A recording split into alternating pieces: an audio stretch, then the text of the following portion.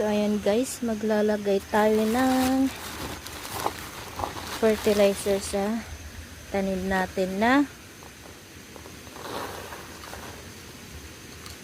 pipino. Yan po. Maglalagay po ako. Ngayon. Ito na po guys. Yung tanim natin na pipino. Lagyan natin ng fertilizer. Hindi natin ilapit kasi baka masunog.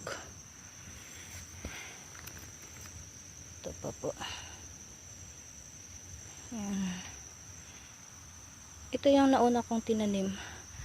At yung iba hindi pa tumubo doon sa kabila. Ito yung nauna kong tinanim. At ayan po. Tumubo na.